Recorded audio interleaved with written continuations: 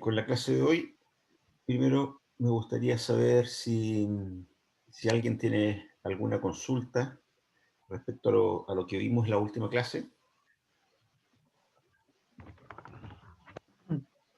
Disculpe, profe.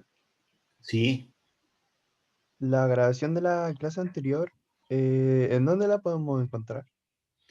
mira, la estuve subiendo dentro de archivos en la página web del curso. En archivos hay una carpeta que se llama clases y ahí yo creé una carpeta que se llama Ángel Leiva o clases Ángel Leiva.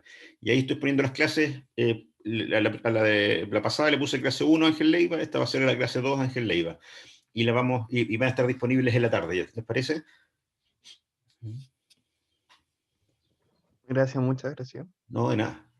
¿Ya? Y ahí mismo voy a subirles en formato PDF las presentaciones que vemos en las clases, ¿ya?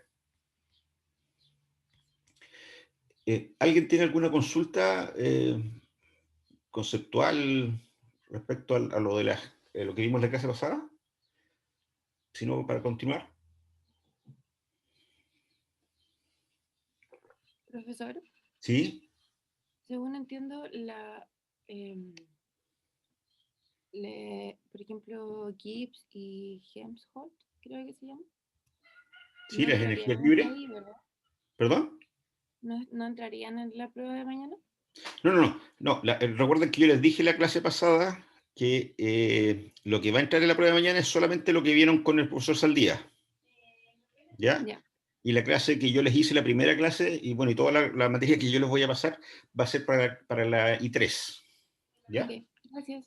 No, de nada. Ya, entonces vamos a retomar la materia de las clases, ¿verdad? Lo último que nosotros alcanzamos a ver la clase pasada fue esta diapositiva que les estoy mostrando, ¿verdad? Ni, ni la siente. Eh, Sí, pues ahí cuando le da le hay, hay- captura. hay alguien que tiene el micrófono abierto y se escucha mucho ruido.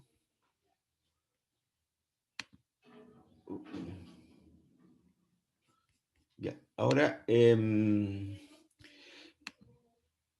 bueno, decíamos que tenemos lo último que alcanzamos a ver fue lo que estamos mostrando en la diapositiva, ¿verdad? Donde tenemos las ecuaciones de Gibbs y las relaciones de energía que nosotros pudimos deducir, ¿cierto? Lo que vimos, en parte lo que vimos la clase pasada, ¿verdad? Obtuvimos estas cuatro ecuaciones a partir del primer principio de la termodinámica, la definición de la entropía, consideramos trabajo solamente de expansión y compresión. A partir de la definición de entalpía pudimos también obtener la segunda ecuación, ¿verdad?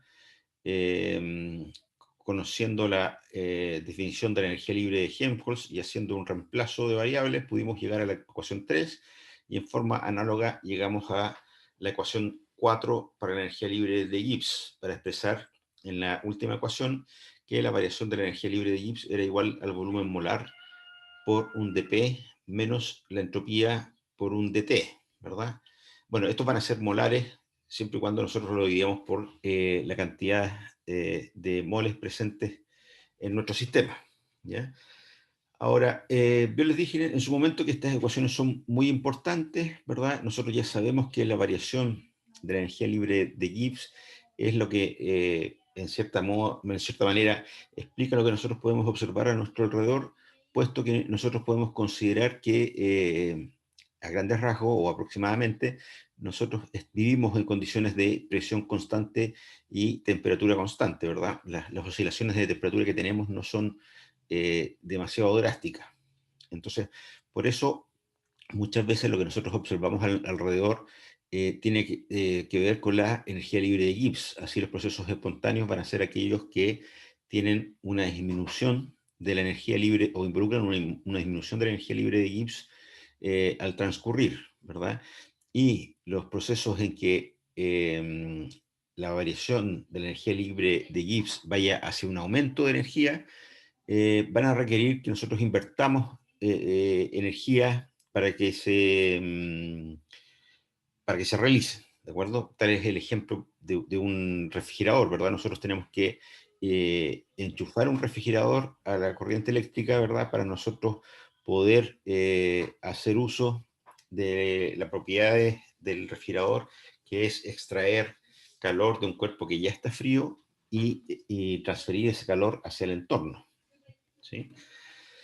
Bueno, entonces, resaltando la ecuación de la energía libre de Gibbs, por razones obvias, nosotros lo que hicimos fue, en la última parte de la clase, ver que estas ecuaciones nos indicaban que la energía interna, la entalpía, la energía libre de Helmholtz y la energía libre de Gibbs tenían variables naturales que se definían por estas ecuaciones, ¿verdad? Haciendo una analogía a lo que nosotros conocíamos de cálculo, cuando nosotros teníamos una función z, que era dependiente de las variables x e y, nosotros veíamos que en la diferencial exacta de esta función aparecían derivadas parciales respecto a x y respecto a y. Entonces, en el caso de la energía interna E, al observar nosotros en la expresión de la diferencial exacta, derivadas parciales con respecto a la entropía y con respecto al volumen, podíamos saber que esta energía interna era función de esas variables. Por lo tanto, de esa manera nos aparecían las expresiones de las diferenciales exactas y finalmente nosotros estas definiciones, si igualábamos estas ecuaciones, cada una de las ecuaciones con su respectiva expresión de diferencial exacta, nosotros podíamos llegar a las relaciones que se muestran acá abajo. Y por ejemplo, ahí pudimos responder una pregunta que era bastante complicada, que era cómo determinar el cambio de la energía interna cuando cambia la entropía en un proceso isocórico.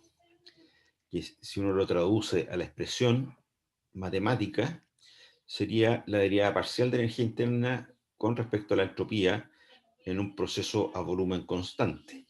Y de acuerdo a lo que nosotros pudimos determinar de estos ejercicios matemáticos que hicimos con las expresiones, podíamos ver que simplemente midiendo la temperatura nosotros encontrábamos la respuesta a esa problemática.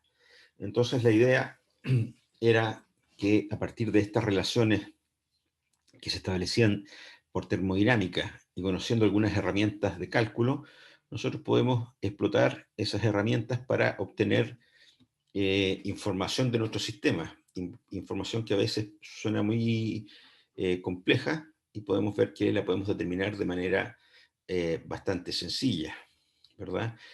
Por ejemplo, aquí nos aparecen algunas expresiones que consideran, por ejemplo, la que les estoy mostrando con el cursor, la variación de la entalpía con la presión en un proceso a entropía constante. Es muy difícil que nosotros podamos controlar la entropía, que la entropía permanezca constante en un proceso, por lo tanto, experimentalmente esto es muy complejo de hacer, pero nosotros vemos que determinando el volumen podemos determinar esta variación, ¿verdad? Y así podríamos encontrar para las distintas expresiones que dedujimos distintas aplicaciones, ¿de acuerdo? Ahora, siguiendo con la intención de poder extraer información útil para mi sistema, ¿verdad? Haciendo uso de herramientas de cálculo, vamos a recordar muy brevemente algunas cosas respecto a las derivadas, ¿verdad? En algún momento en cálculo ustedes pudieron ver que existían diferenciales exactas y existían derivadas parciales, ¿verdad? Y estas derivadas parciales son las derivadas de primer orden, ¿vale? Vale decir una derivada simple, por ejemplo, de la función z con respecto a x, o de la función z con respecto a y. Pero también existen las derivadas dobles.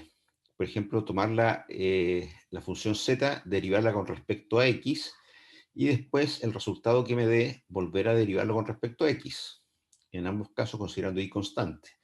Y eso se denotaba como la derivada doble de z con respecto a x al cuadrado. Ahora, lo mismo podríamos hacer con y, derivar dos veces la función con respecto a y, ¿verdad? derivo primero con respecto a I, después derivo nuevamente con respecto a I el resultado que me dé, y obtengo la segunda derivada de z con respecto a I. Y también existe la posibilidad de derivar, por ejemplo, la función primero, derivar la función z primero con respecto a I, considerando x constante, y el resultado que me dé allí, derivarlo con respecto a x con y constante, ¿verdad? Y eso se denotaba como la derivada al cuadrado de z, de x y de y. Y la otra era tomar primero la derivada de z con respecto a x, considerando y constante, y después derivarlo con respecto a y. Y eso se denotaba como d cuadrado de z de y a dx. Entonces estas dos últimas, o sea, perdón, estas dos que estoy mostrando con el cursor, corresponden a derivadas con respecto a una variable y después con respecto a la otra, intercambiando el orden. ¿De acuerdo? Ahora, si la función es continua, se cumple que un principio, ¿verdad? Que es el principio de reciprocidad de Euler. Y eso significa que estas dos derivadas de segundo orden son iguales. Vale decir, si derivo con respecto a una y después derivo con respecto a la otra variable, eso sería igual a que si yo hago la misma operación, pero invirtiendo el orden de la derivación. ¿De acuerdo? Entonces, si eso nosotros lo aplicamos a nuestros sistemas, lo que podemos detectar o lo que podemos ver es lo siguiente. ¿De acuerdo? Nosotros tenemos nuestras ecuaciones de Gibbs, ¿verdad? Tenemos que la primera derivada de la energía interna con respecto a la entropía, ¿verdad? Está multiplicando un ds, y la primera derivada de la energía interna con respecto al volumen está multiplicando a un dB. ¿De acuerdo? Ahora, nosotros para aplicar el principio de reciprocidad tenemos que tomar las segundas derivadas, ¿verdad? Y las segundas derivadas, si esta es la primera derivada, el t es la primera derivada de z con respecto a x, esta la derivo ahora con respecto a la otra variable, a la variable y, que en este caso sería db. Entonces, eso se traduce en que yo tendría, aplicando el principio de reciprocidad de Euler a estas expresiones, me originaría las siguientes eh, igualdades, ¿verdad? La derivada de T, perdón, de la energía interna con respecto a la entropía, eso es la temperatura, ¿verdad? Y esa, si yo la derivo ahora con respecto al volumen a entropía constante, me quedaría igual a la derivada de la energía interna con respecto al volumen, que es menos P, y esa la derivo ahora con respecto a la entropía a volumen constante, que es, entonces me queda menos la derivada parcial de presión con respecto a la entropía a volumen constante. Lo mismo para la entalpía. Temperatura ahora es la derivada, o la primera derivada de la entalpía con respecto a la entropía a presión constante. Y esa temperatura la tendría que derivar ahora con respecto a la presión. Entonces me queda la derivada de la temperatura con respecto a la presión a entropía constante, va a ser igual a la derivada de la entalpía, ¿verdad? Con respecto a la presión, que es el volumen, y eso derivado con respecto a la entropía, vale decir, la derivada del volumen con respecto a la entropía a presión constante. Y así sucesivamente podemos obtener estas cuatro igualdades que se ven allí, ¿verdad? Entonces, el ejemplo para la primera, para la energía interna, está desarrollado con mayor detalle acá, ¿verdad? ¿Qué significa esto? O sea, que estoy diciendo acá que tomo la diferencial de la energía interna con respecto a la entropía a volumen constante, ¿verdad? Y eso lo derivo con respecto al volumen, ¿verdad? a entropía constante. Y aquí está lo inverso. Primero derivo energía interna con respecto al volumen, entropía constante, y el resultado de eso lo derivo con respecto a la entropía a volumen constante. Y eso me trae como consecuencia que de T a dB a entropía constante sea igual a menos de P a ds a volumen constante. ¿Ya? Y, sin duda, a esta serie de ecuaciones que nosotros podemos observar acá, le podemos encontrar algunas aplicaciones que sean bastante interesantes. Por ejemplo, si nosotros quisiéramos determinar en la última, de acuerdo a la última expresión, la variación de la entropía con respecto a la presión en un proceso isotérmico, ¿verdad? Variación de la entropía con respecto a la presión en un proceso isotérmico, esto que es muy difícil de poder medir experimentalmente, ¿verdad? Lo podríamos medir indirectamente si determinamos cómo varía el volumen cuando yo varío la temperatura a presión constante. Y esto sí que es más fácil de poder medir, ¿verdad? Nosotros tenemos que podemos medir el volumen, ¿verdad?, de un sistema cuando variamos la temperatura cierta cantidad de grados a presión constante, ¿de acuerdo? Y así indirectamente obtener lo que estábamos buscando. ¿Se entiende lo que les digo o hay alguna consulta?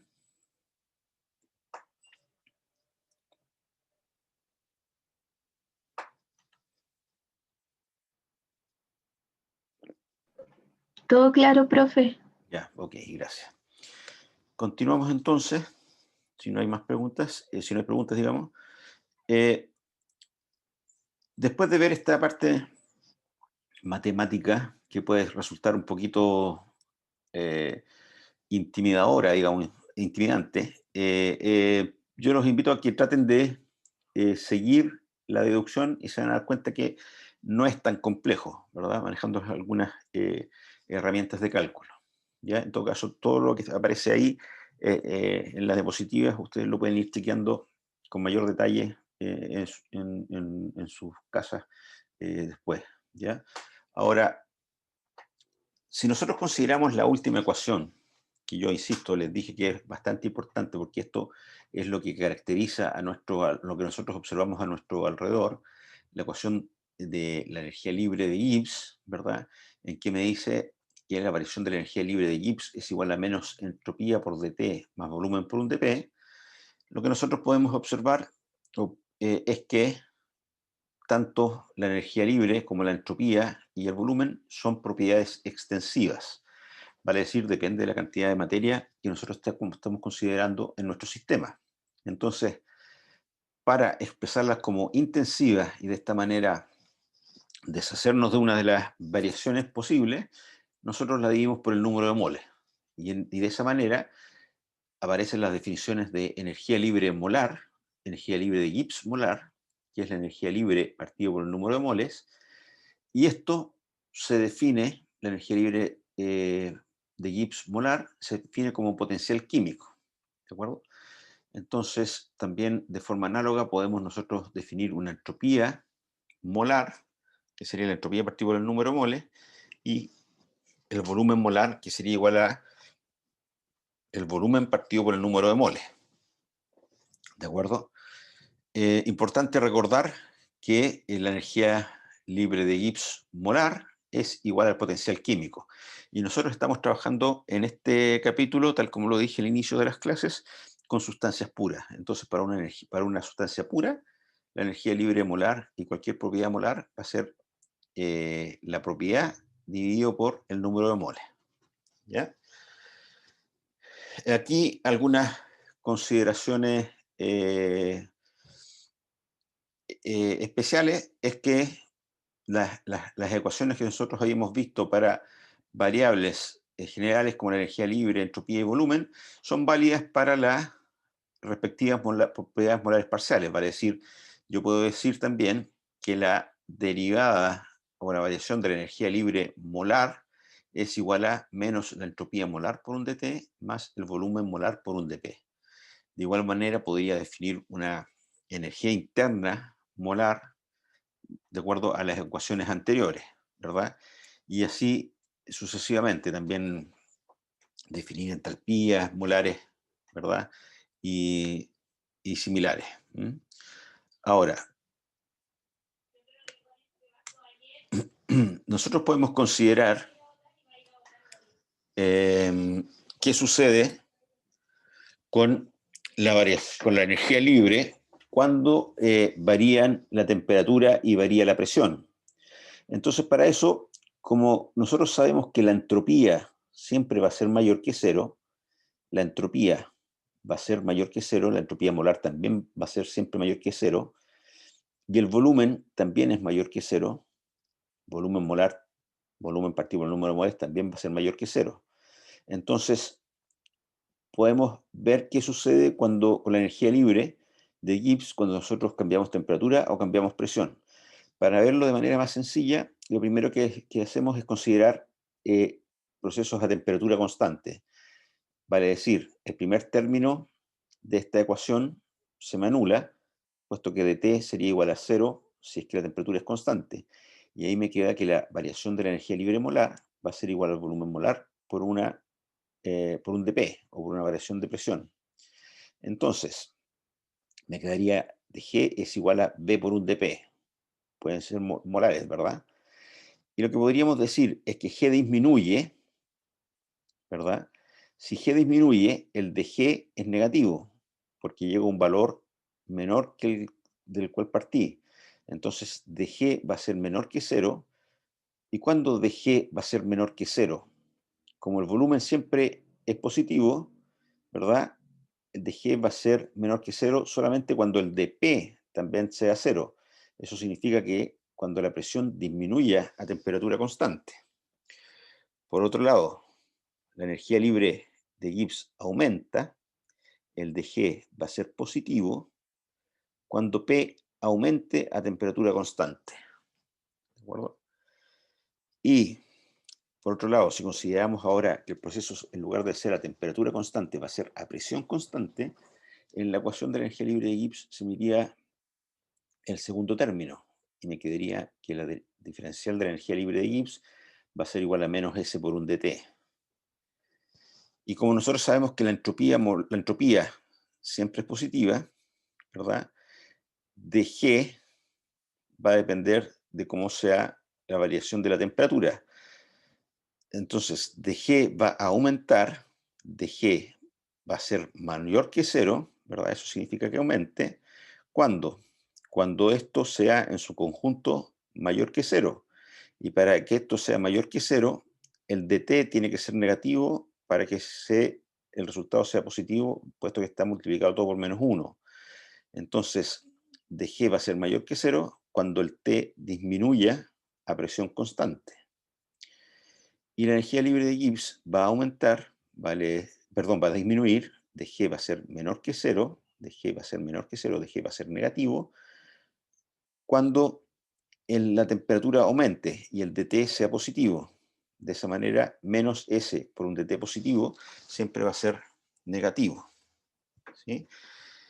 Y de aquí aparecen algunas deducciones que nosotros podemos hacer que ya comienzan a explicar para nosotros algunas cosas que nosotros observamos naturalmente. ¿De acuerdo? ¿Qué sucede si ustedes tienen un recipiente que contiene un gas a una temperatura determinada, una temperatura constante, y ese gas abren la llave de ese recipiente, ¿verdad? Lo que sucede es que si la presión dentro del recipiente es mayor que la presión atmosférica, ¿verdad? el gas va a salir de ese recipiente, ¿verdad? De tal manera de disminuir su presión. ¿Y por qué el gas quiere disminuir su presión? ¿Verdad? Porque si el gas disminuye su presión, el dP va a ser negativo y la energía libre va a disminuir. Y nosotros sabemos que nuestro sistema siempre va a buscar un mínimo de energía. Entonces, por esa razón, cuando nosotros tenemos un cilindro de gas, ¿verdad?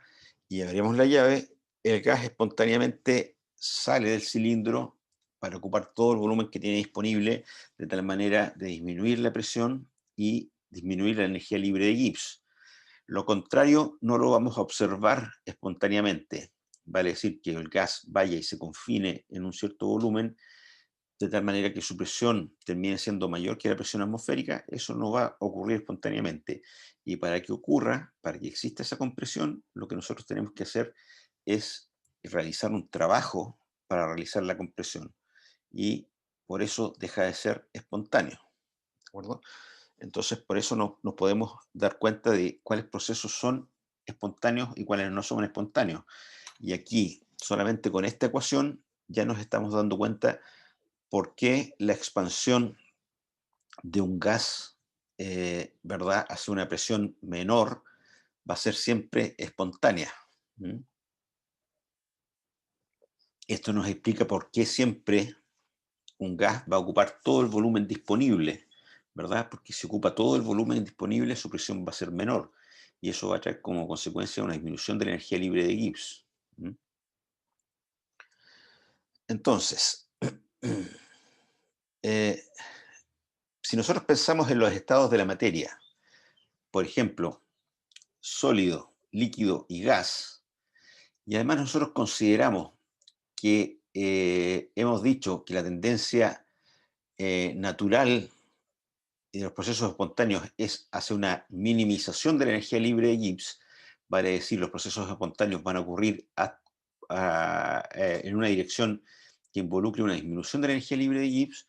Nosotros podemos pensar que a presión constante, la variación de la energía libre de Gibbs va a ser igual a menos S molar por un dt. Bueno, dG molar va a ser igual a menos S molar por un dt.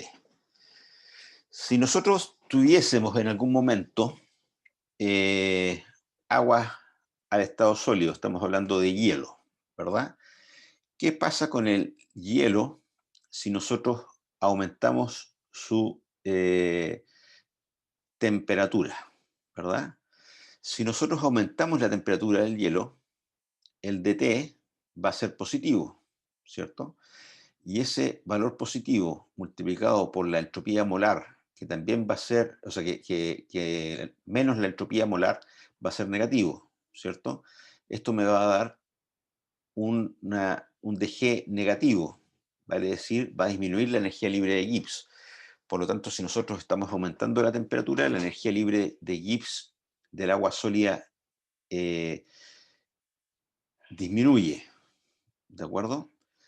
Ahora, ¿cuándo va a disminuir más la energía libre de Gibbs? Cuando tenga agua sólida, cuando tenga agua líquida o cuando tenga agua gaseosa. Si nosotros nos ponemos a pensar en esto, la disminución de energía libre de Gibbs, ¿verdad?, está relacionada con la entropía de lo que yo tenga en mi sistema.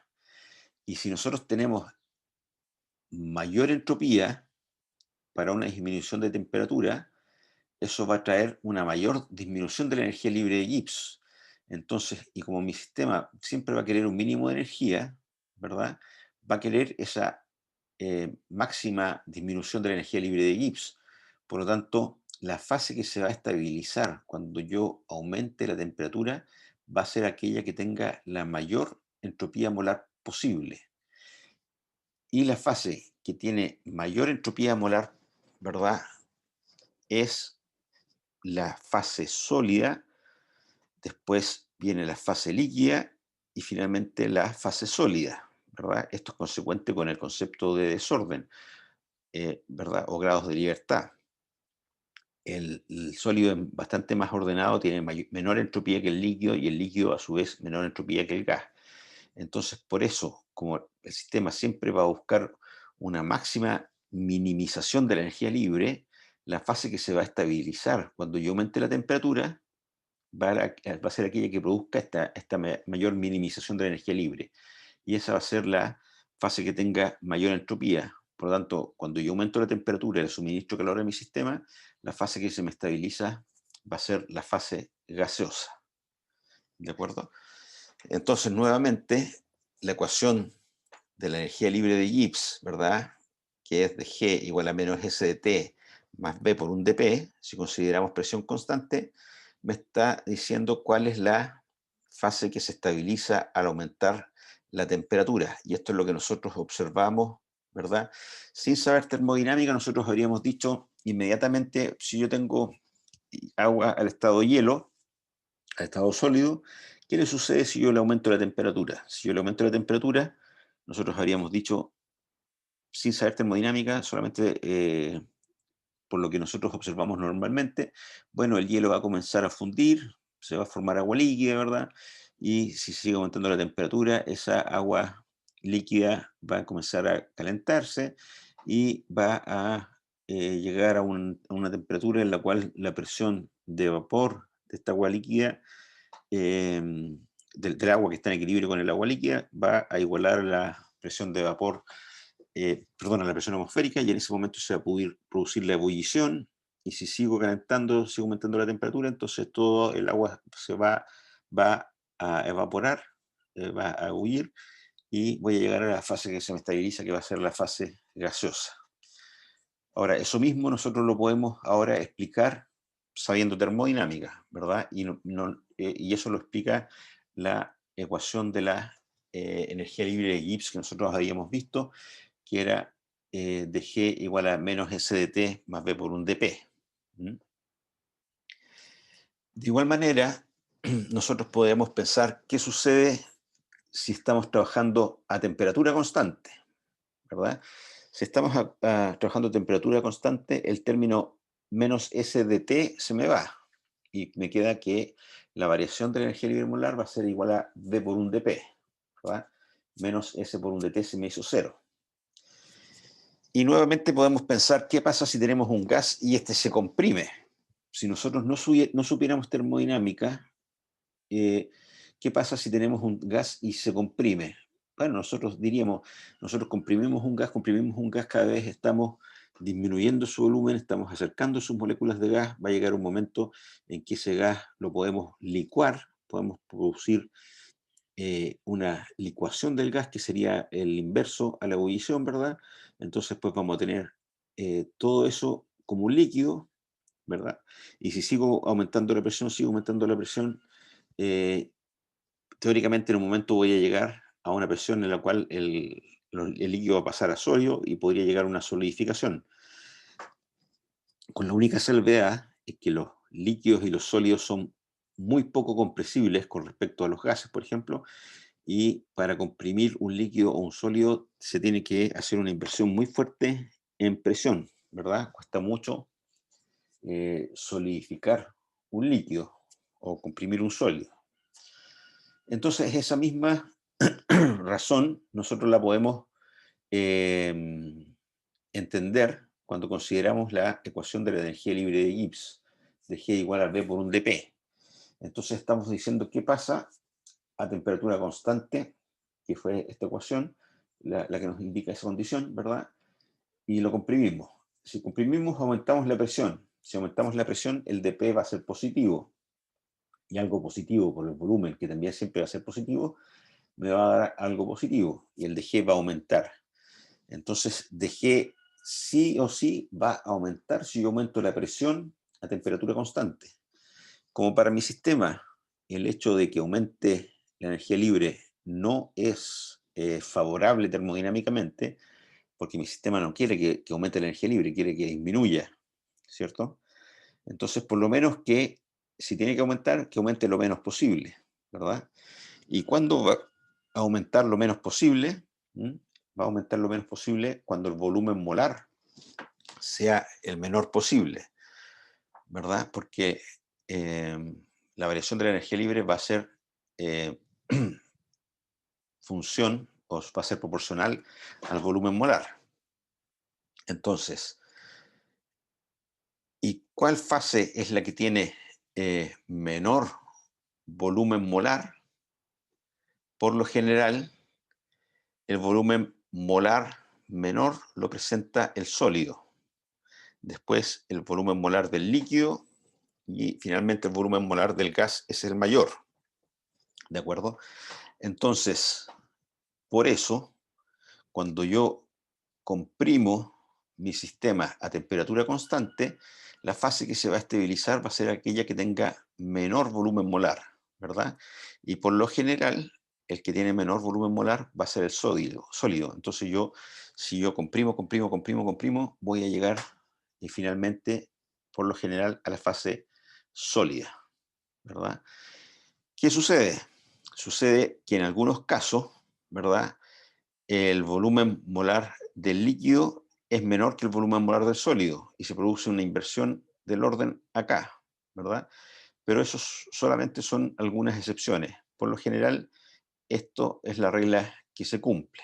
Más adelante vamos a ver un caso típico, que es el caso del agua. En el caso del agua se invierte el orden acá y bajo ciertas condiciones de temperatura, ¿verdad? Y presión se cumple para el agua que el volumen molar del líquido es menor que el volumen molar del sólido, ¿de acuerdo? Pero entonces lo correcto es establecer que si las fases están en equilibrio y la presión aumenta, la energía libre aumentará en cada fase, pero en mayor proporción en aquella que tenga mayor volumen molar, ¿de acuerdo? Entonces, como queremos que nuestro sistema aumente lo menos posible, la fase que se va a estabilizar va a ser la fase con menor volumen molar, entonces por lo general va a ser la fase sólida. ¿De acuerdo? ¿Alguna consulta?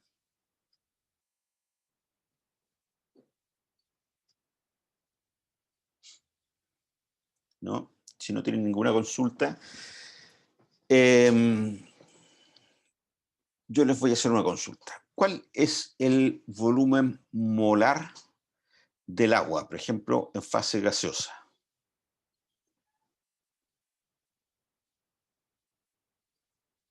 ¿Mm? A una atmósfera de presión y 25 grados Celsius.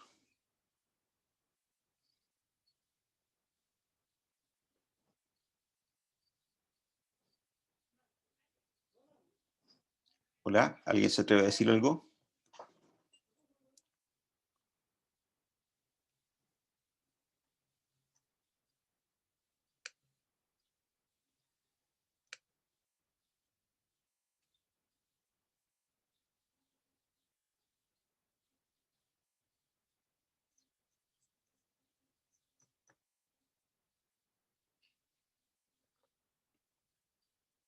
¿Me pueden escuchar?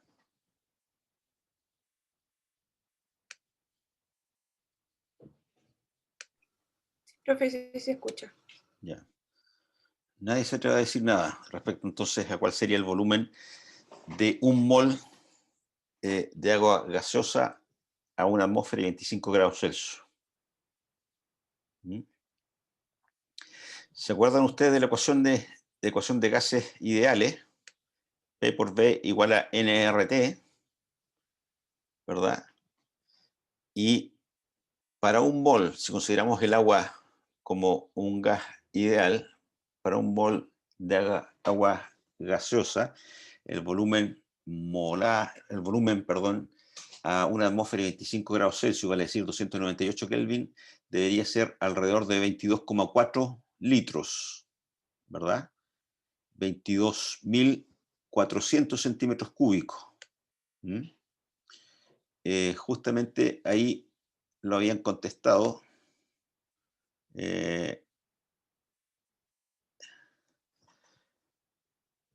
sí, en el chat. Y efectivamente entonces para un mol tenemos 22,4 litros, sería el volumen, 22.400 centímetros cúbicos. Ahora, si ese mol de agua, ahora en lugar de estar al estado gaseoso, está al estado líquido, ¿cuál sería su volumen molar a 25 grados Celsius y una atmósfera?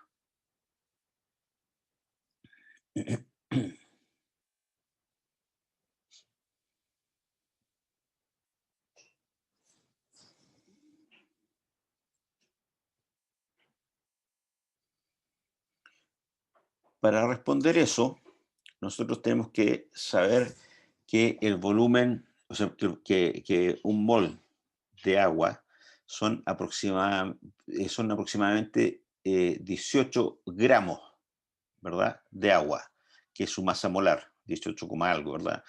Pero dejémoslo en 18 gramos, ¿verdad? Y si la densidad del agua a 25 grados Celsius y una atmósfera es 1 gramo por centímetro cúbico, ¿verdad? Entonces, nosotros podríamos decir que el volumen molar, tal como lo dicen acá, lo dice María Teresa y Giselle, serían 18 mililitros o bien 0.018 litros, ¿verdad? Entonces, para que nos vayamos familiarizando con las unidades que nosotros estamos mencionando, ¿verdad? Volúmenes molares, y aquí nos podemos dar cuenta de que el volumen molar de la fase gaseosa es bastante mayor que el volumen molar a la fase líquida. Estamos hablando de 22.400 centímetros cúbicos versus 18 centímetros cúbicos.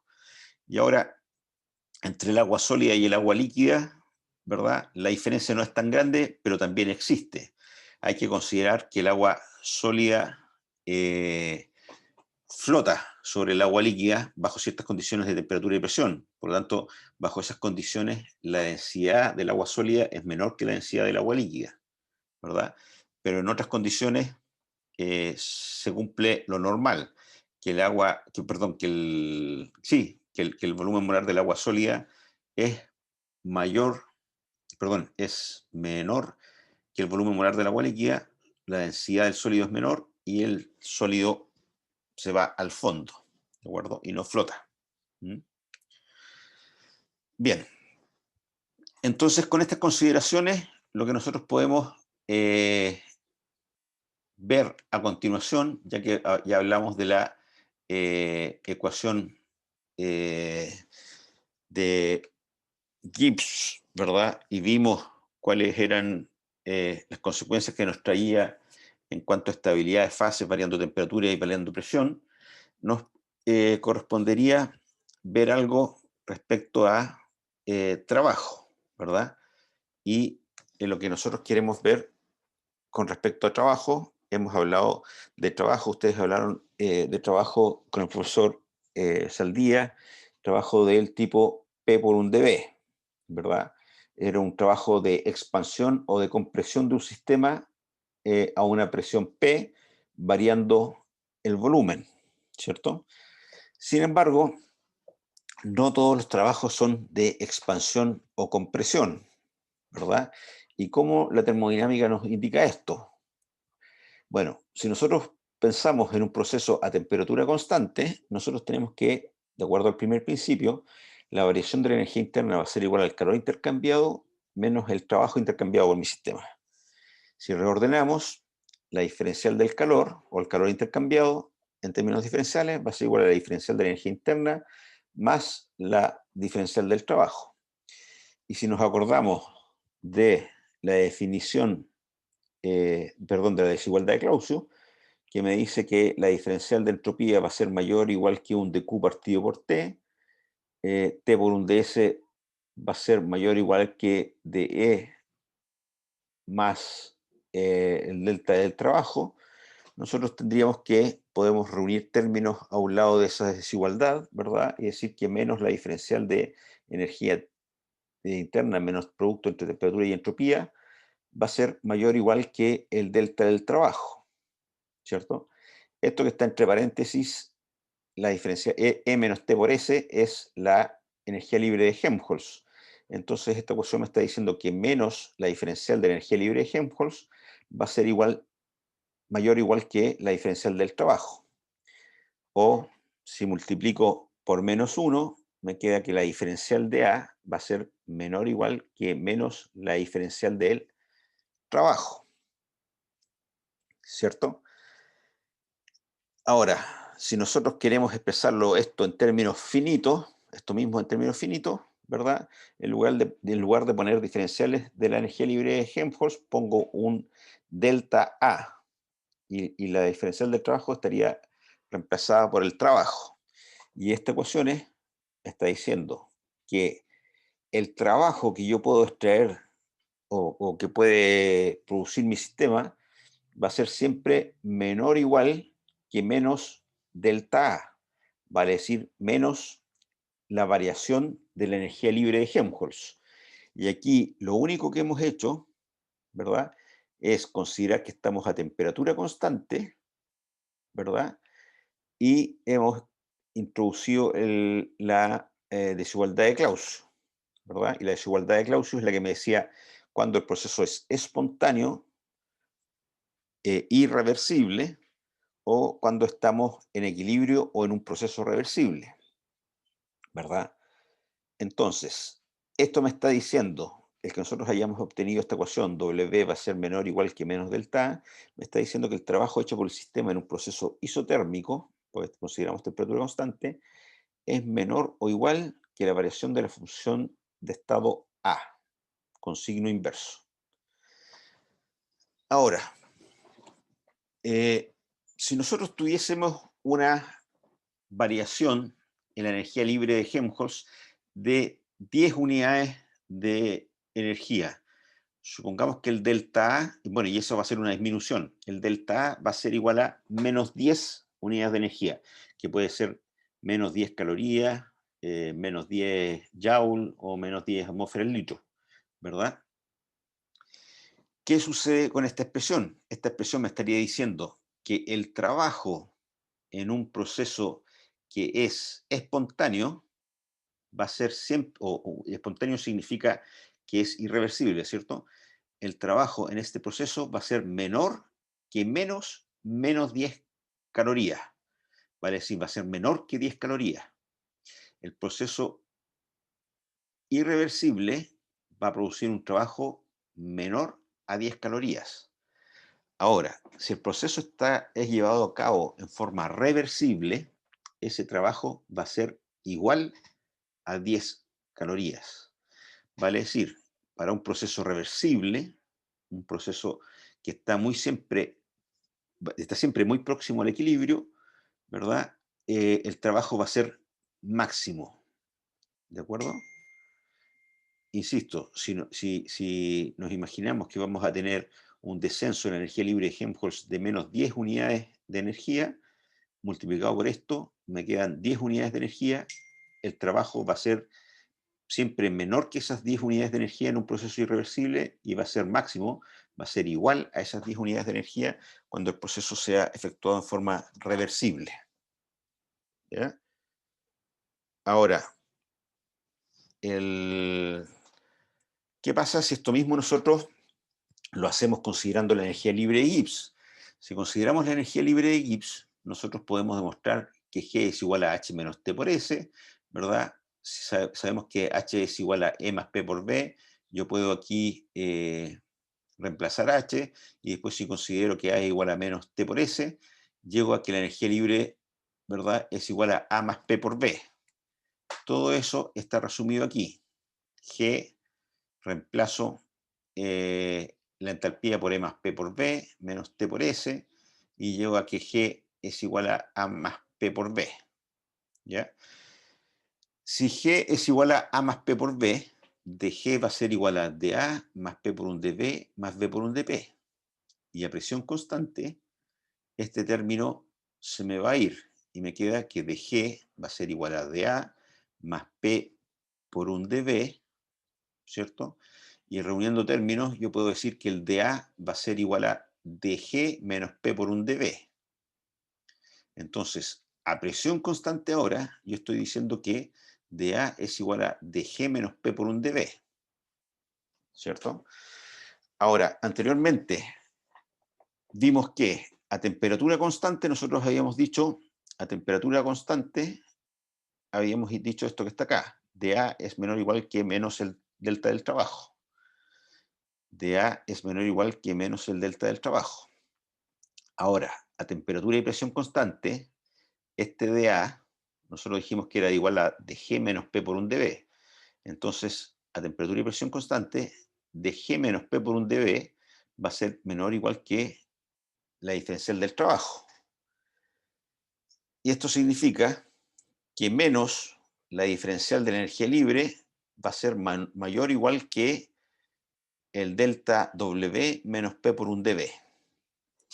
¿De acuerdo?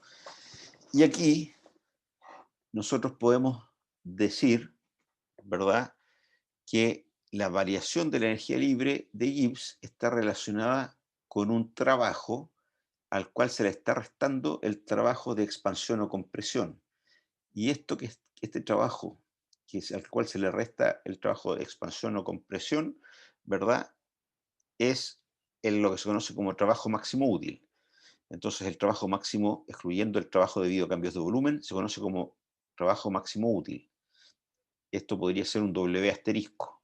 Y este W asterisco va a ser menor que menos de G en un proceso irreversible, en un proceso espontáneo, y va a ser igual a menos de G en un proceso reversible. Y nuevamente nosotros podemos decir que si la energía libre disminuyó 10 unidades de energía, ¿verdad? Esto va a ser igual a, como está multiplicado por un menos 1, el de G sería 10, o sea, menos de G sería 10 unidades de energía. Y en este caso el trabajo máximo útil va a ser menor que esas 10 unidades en un proceso irreversible o en un proceso espontáneo. Sin embargo, si el proceso es reversible, el trabajo que yo puedo extraer va a ser el máximo y va a ser igual a esas 10 unidades de energía. Entonces, el trabajo hecho por un sistema en un proceso reversible es mayor que el hecho en un proceso irreversible entre los dos mismos estados. ¿Sí? Ahora, el decrecimiento de la energía libre de Gibbs para un proceso de temperatura y presión constante, vamos a decir que es igual al trabajo máximo obtenible del sistema, excluyendo el trabajo por expansión o compresión P por un dB. ¿De acuerdo? ¿Alguna consulta al respecto?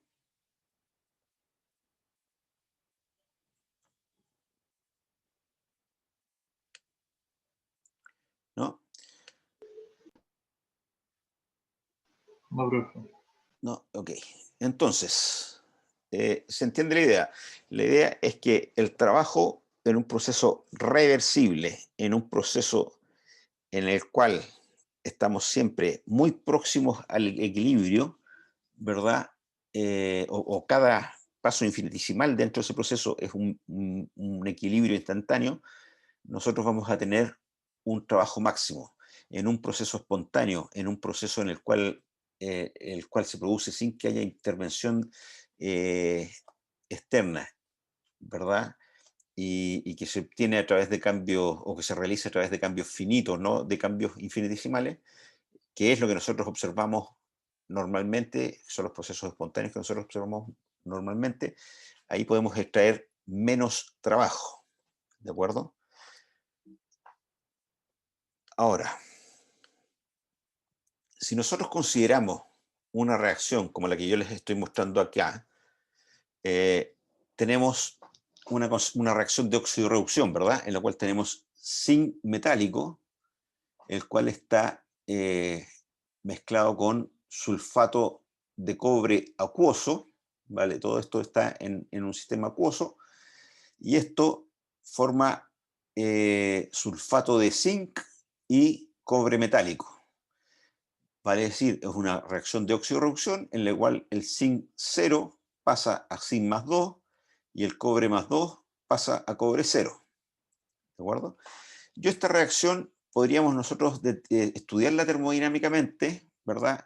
Y podríamos medir su delta H, por ejemplo, haciendo la reacción a presión constante y midiendo el calor intercambiado en el proceso, en la reacción a presión constante, nosotros sabemos que eso es igual al Q sub P, ¿verdad? Y si medimos ese Q sub P, nosotros podemos tener el delta H. Entonces podemos detener el delta H de la reacción. ¿Qué necesitamos para tener el Q sub P? Necesitamos conocer la capacidad calorífica del sistema y medir el delta T. Entonces, si tengo el delta T, conozco la capacidad calorífica del sistema, puedo determinar el Q sub P y a partir del Q sub P obtener el delta H. Que esto es lo que se hace en un laboratorio que se realiza, que es el laboratorio de neutralización o calor de reacción. Si yo hago esa medición, ¿verdad? Puedo llegar a un valor de menos 234,4 kilojoule a 298 Kelvin para el delta H. ¿Ya? Estos son menos 234.400 joule, que es bastante energía y bastante negativa. Ahora, como delta G es igual a delta H menos T por delta S, la entalpía aquí está influyendo mucho en que el delta G sea negativo. En términos entrópicos, yo puedo, simplemente mirando la ecuación, veo que la entropía no sufre un cambio muy grande, puesto que las dos, se trata de una reacción en estado acuoso, ¿verdad? Y los cambios que hay son muy pequeños, ¿verdad? Zinc más 2 pasa a zinc 0. Perdón, zinc 0 pasa a zinc más 2 y cobre 2 pasa a cobre 0, ¿verdad? Entonces el cambio neto que hay no produce grandes cambios entrópicos, por lo tanto en ese caso el delta G de la reacción va a estar dado mayormente por la entalpía. Delta G igual a delta H menos T por delta S, y delta S sería muy pequeño, por lo tanto el delta H va a primar. Eso significa que el delta H siendo negativo, esto va a ser una reacción espontánea. Y esta reacción espontánea es una reacción típica que a uno le enseñaban en el colegio, por ejemplo, ¿verdad? En la cual introducían un clavo que está hecho por zinc, ¿verdad? En una solución de sulfato de cobre, y sobre ese clavo se depositaba algo rojizo, y uno decía, se está oxidando el clavo, pero no es lo que se oxida el clavo, sino que se deposita sobre el clavo cobre metálico, y ese cobre metálico es rojizo. Bueno, esa misma reacción que es espontánea, yo la puedo realizar en una pila de Daniel, que es el esquema que ya lo estoy mostrando a la derecha. En esta pila de Daniel, ¿verdad? Nosotros podemos ver que tenemos dos electrodos, uno negativo y uno positivo. El electrodo negativo es el zinc, ¿verdad? Tenemos zinc, y este zinc está conectado por un circuito eléctrico con otro electrodo de cobre. El electrodo de zinc está introducido en una solución de sulfato de zinc y el de cobre en uno de sulfato de cobre. Y tenemos una frita que permite el intercambio de sulfato para neutralización, ¿verdad? ¿Qué sucede en esta pila de Daniel? El zinc, ¿verdad? Que es el zinc metálico que nosotros tenemos en nuestra reacción, va a pasar a zinc más 2, que es lo mismo que nos está mostrando la ecuación química, ¿verdad? Para cuando pasa a zinc más 2, de zinc 0 a zinc más 2, se liberan dos electrones. Esos dos electrones pueden ir por el circuito, o van por el circuito, al otro electrodo, y van a llegar al electrodo. Y al estar en la superficie del electrodo se van a encontrar con un ion cobre más 2, con esos dos electrones va a pasar a cobre 0. Entonces nosotros vamos a estar llevando a cabo esta misma reacción, pero en esta pila, ¿verdad? Y así transcurría la reacción espontáneamente, ¿verdad? ¿Por qué? Porque el delta H es negativo y el delta G va a ser negativo también, debido a que el delta H prima sobre el delta S. ¿De acuerdo? Ahora, si yo pongo a un potenciostato externo a este circuito, yo podría regular la cantidad de corriente que circule, ¿verdad? A través del circuito, ¿verdad? Mientras más me acerque con este potencial, con este potenciostato, si regulo el potencial de tal manera de acercarme al potencial de la pila, ¿verdad? Y lo disminuyo levemente, voy a tener un trabajo que puede ser realizado casi en forma reversible y puedo extraer mayor trabajo que si dejo el circuito sin potencióstato y dejo que ocurra violentamente, ¿verdad? Porque si lo hago más lento me estoy acercando a la reversibilidad y logro mayor explotación o generar mayor trabajo útil, ¿de acuerdo? En este caso, lo que estamos nosotros creando, esta circulación de electricidad, podría utilizarla para mover algún objeto, ¿verdad? Un objeto, nosotros sabemos que la electricidad puede mover un motor eléctrico, por ejemplo, ¿verdad? Entonces, podemos realizar un trabajo con esa electricidad y esa electricidad estaría dado o estaría siendo representada por un trabajo que no es de expansión ni compresión, por lo tanto va a estar relacionado con el valor de menos delta G, ¿de acuerdo? Menos delta G, y el trabajo va a ser máximo mientras yo lo haga más cercano a la reversibilidad, ¿cierto? Entonces podemos decir que en ese caso la variación de la energía libre menos de G va a ser mayor igual que el delta del trabajo que yo puedo extraer, que sería el trabajo máximo útil, que está dejando fuera el trabajo de expansión o compresión, ¿cierto? Y podemos decir lo mismo que dijimos anteriormente, que para un proceso reversible, ¿verdad? Se cumple la igualdad y el trabajo va a ser máximo. Por lo tanto, mientras yo más reversiblemente pueda hacer, o mientras más me acerque a la reversibilidad con esta pila, mayor trabajo puedo extraer. Y ese trabajo eléctrico, ¿verdad? Va a estar relacionado con menos, o va a estar dado por menos N por F por E, donde N es el número de electrones, ¿verdad? Que son intercambiados, F es la constante de Faraday y E sería el potencial de la celda, ¿de acuerdo? Entonces, de acuerdo a lo que vimos, si lo hacemos en forma reversible, tendríamos que menos delta G va a ser igual al trabajo eléctrico y ese va a ser igual a N por F y por E. ¿De acuerdo? O podríamos expresarlo en términos finitos diciendo que el delta G va a ser igual a menos N por F y por E. ¿Mm? Ahora, experimentalmente nosotros podemos determinar o ocupar semipilas para determinar el delta G de mezcla, por ejemplo, de algunos iones. Y hay un laboratorio en este curso que es el laboratorio de entropía de mezclas, en el cual se utilizan estas expresiones para calcular el delta G de mezcla.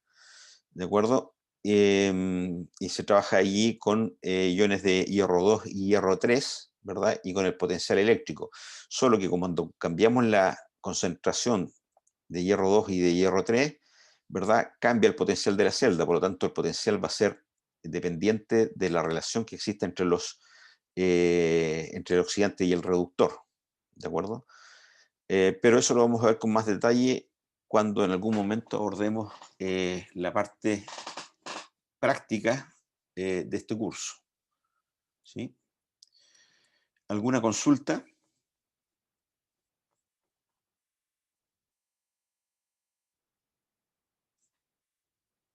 ¿No? Bueno, entonces, redondeando, lo que podemos saber es que variaciones en la energía libre de Gibbs, ¿verdad? Van a traer como consecuencia que nosotros podemos extraer un trabajo y ese trabajo puede ser, sería un trabajo máximo útil, el cual excluiría el trabajo de expansión o compresión, ¿verdad? Y para eso nosotros podemos recordar ejemplos de trabajo que sean distintos de expansión y compresión, como por ejemplo podría ser el trabajo de un motor eléctrico. Imaginemos una autopila. Una autopila recorre una distancia, ¿verdad? Entonces ejerce una fuerza por un desplazamiento y eso es trabajo. También tenemos trabajo cuando nosotros, producimos trabajo cuando nosotros nos movemos, cuando corremos, cuando caminamos, etc. Y no es trabajo de expansión y compresión. Entonces todos esos tipos de trabajo pueden ser determinados de cierta manera y están relacionados directamente con la variación de la energía libre de Gibbs. Recordemos que nuestro sistema va a buscar siempre un mínimo de energía, por lo tanto ese mínimo de energía o ese tránsito hacia el mínimo de energía nosotros lo podemos explotar para producir trabajo. ¿De acuerdo? Entonces, por ahora quedaríamos hasta aquí, para no dejar trunco el siguiente tema, que el siguiente tiempo va a ser energía libre para materiales puros. Vamos a trabajar siempre con la ecuación fundamental, pero como quedan unos pocos minutos de clase, nosotros prefiero que quedemos solamente hasta acá por ahora y retomamos el día miércoles en clase. ¿De acuerdo? No sé si tienen alguna